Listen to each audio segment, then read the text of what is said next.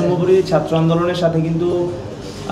জাতীয় নাগরিক party, NCP বা তাদের যে অঙ্গ সংগঠনগুলো তাদের কিন্তু কোনো ধরনের সরাসরি কোনো ধরনের কোনো সম্পৃক্ততা নেই। এখন বৈষম্যবিরোধী ছাত্র আন্দোলন এটি একটি স্বতন্ত্র প্ল্যাটফর্ম এবং তাদের সাংগঠনিক কাঠামো রয়েছে, সে অনুযায়ী কিন্তু সেটি পরিচালিত হচ্ছে। এবং আমরা উদ্বেগের সাথে লক্ষ্য করছি যে বৈষম্যবিরোধী ছাত্র আন্দোলনের সারা বাংলাদেশের মধ্যে যখন কোনো একটা অভিযোগ আসে, সেই অভিযোগের সাথে কিন্তু আমাদের এনসিপির আহ্বায়ক জনাব নাহিদ ইসলামের ছবিকে সংযুক্ত করে কিন্তু তার নামে একটি প্রোপাগান্ডার জায়গায় কিন্তু সারা দেশব্যাপী ছড়িয়ে দেওয়ার একটা প্রবণতা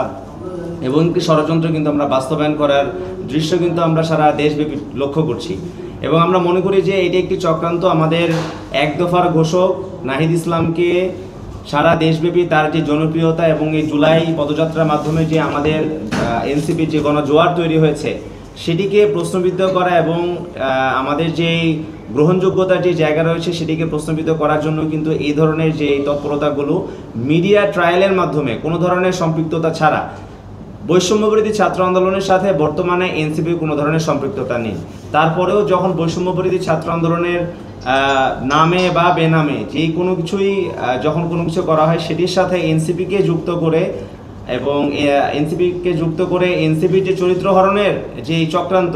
সেটিকে কিন্তু আমরা বর্তমানে লক্ষ্য করছি এবং আমরা মনে করি যে এটা অবশ্যই আমরা প্রতিহত করব এবং সেই ব্যাপারে যেন দেশবাসী যেন তারা সজাগ যেন দৃষ্টি যেন রাখেন সেই ব্যাপারে আমরা আহ্বান জানাই। আমরা সারা দেশব্যাপী মানুষের মধ্যে বিচার, সংস্কার এবং একই সাথে রাষ্ট্রের পুনর্গঠন নিয়ে আমরা যেই ধরনের আমরা দাবি তুলছি সেগুলো জনমানুষের কাছে পরিচিত হচ্ছে, জনপ্রিয় হচ্ছে। সেই দাবিগুলোকে যেন অজনপ্রিয় করা যায়, আমাদেরকে অগ্রহণযোগ্য করার মাধ্যমে আমরা মনে করি যে গুলশানের চাঁদাবাজি থেকে শুরু করে আরও যে ইস্যুগুলো সামনের দিকে আনা হচ্ছে সেটি তার একটি অংশ।